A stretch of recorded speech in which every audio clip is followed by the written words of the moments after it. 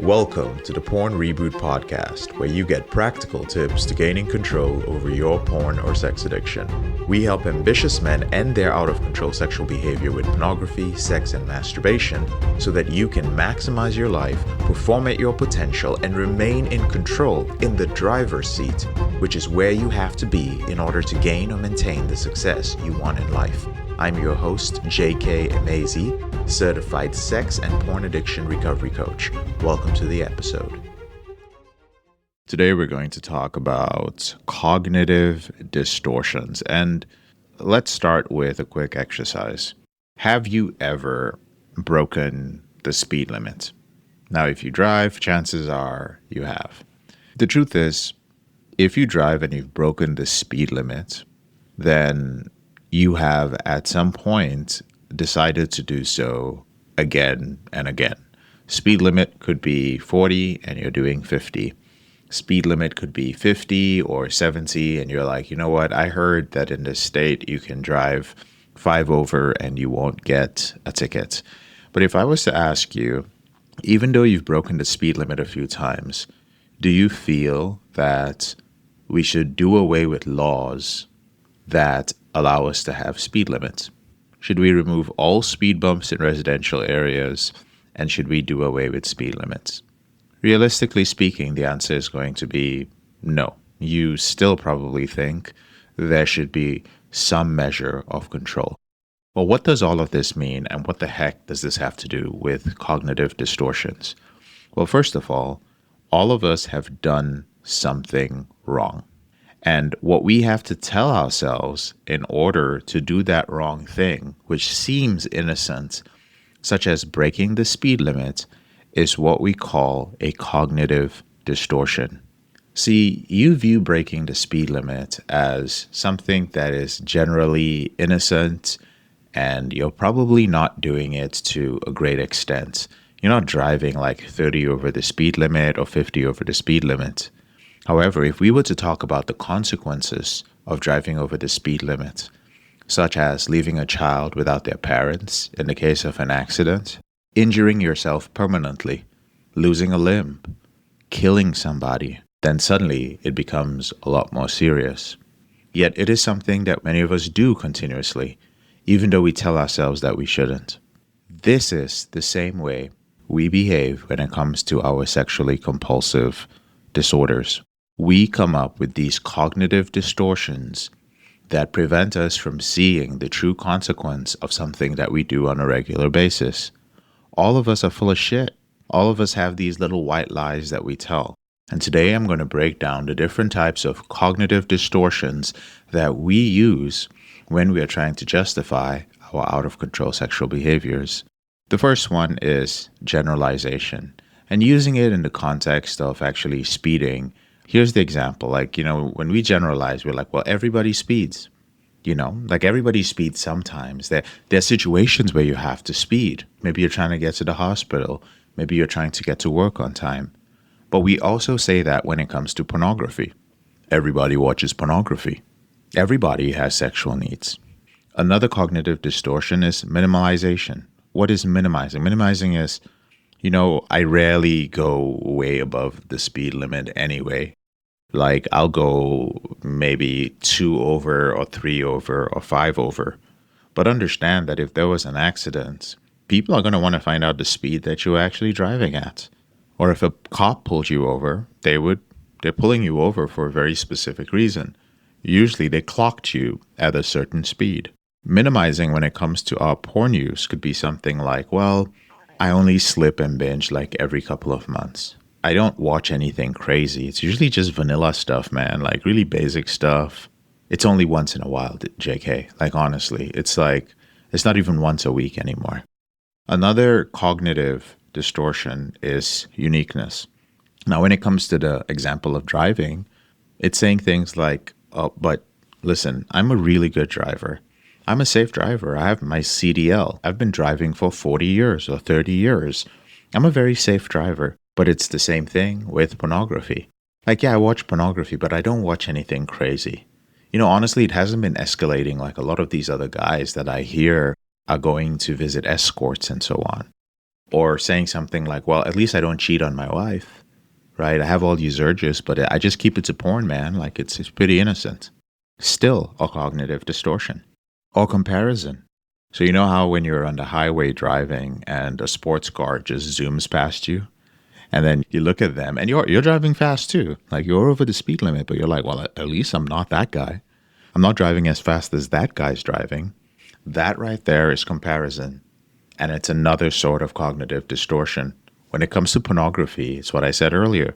Well, at least I'm not cheating on my wife. At least I'm not visiting with an escort or a prostitute. At least I'm not XYZ. Whatever you've heard somebody else saying, still a cognitive distortion. And another one is invincibility. What's invincibility?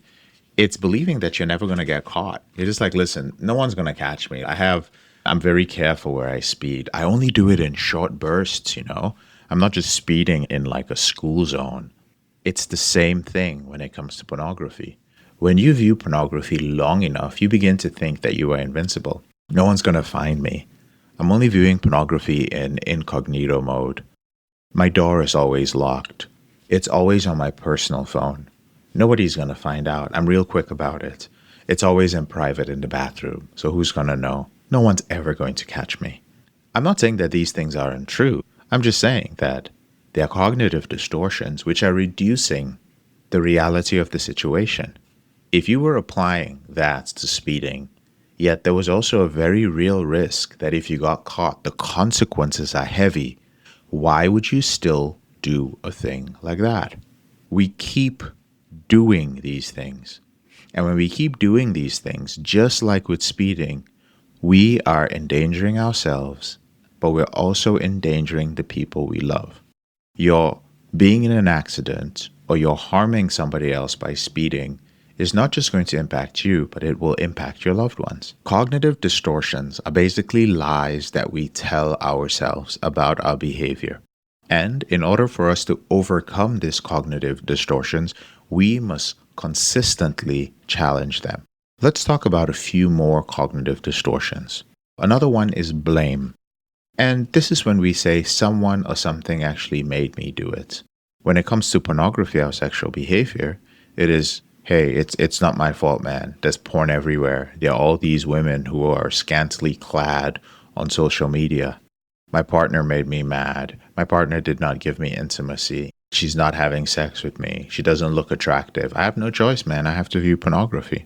I'm an addict. I have no choice. I have an addictive personality. It's just this society we live in, man. There's just like OnlyFans everywhere. Blah, blah, blah, blah, blah.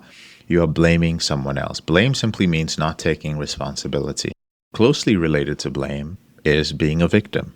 Now, when you're a victim, you're still blaming someone, but you're also telling yourself that you are powerless. I'll say it again. When we are being a victim, you are still blaming someone, but you are now telling yourself that you are powerless. One of the reasons that I could never resonate with 12-step philosophy was the fact that you had to admit that you were powerless over something. And while I still understand the concept of why people do that, what you do not recognize is that when you say that you are powerless over your behavior, that means by default that you are a victim. And what does being powerless mean? Being powerless leads to you being helpless. Helplessness means I can't help it if/when. And the moment you become helpless, you become dependent on somebody else. The reason why so many people are hardcore 12-step followers or will defend 12 steps for what it has done for them or how much it has saved them is not just because their behavior stopped, but it is because they are dependent on the 12-step methodology.